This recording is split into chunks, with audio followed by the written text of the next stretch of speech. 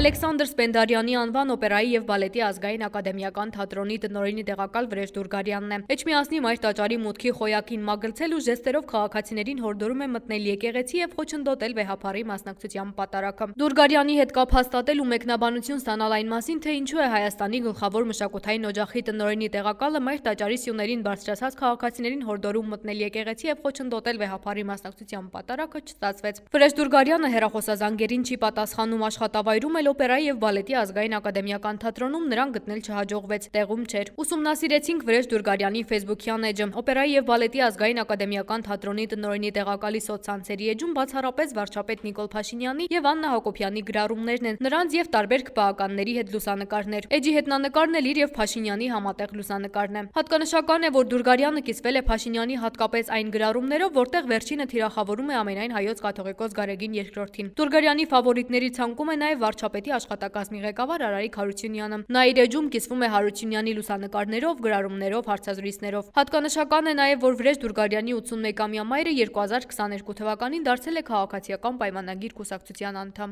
Ազգային ժողովի Հայաստան խմբակցության падգամավոր Գառնիկ Դանելյանը մայր տաճարի բակում հանցագործության մասին հաղորդում ներկայացրեց ոստիկանապետ Արամ Ղազարյանին, այն մասին, որ մի խումբ քաղաքացիներ փորձում էին ջարդել մայր տաճարի դուռը։ Ընդունեք որպես հանցագործության մասին հաղորդում։ Ուրեմն եկեղեցու մայրաթորի կներեք, պարոն Ղազարյան, մայրաթորի դուռը բառից բուն իմաստով ջարդում էին։ Ընդունեք դա որպես հաղորդում հանցագործության մասին։ Ընթացք տրվել է Գառնիկ Դանելյանի հաղորդմանը։ Ներքին գործերի նախարարությունից խնդրեցին գրավոր հարցում ուղարկել։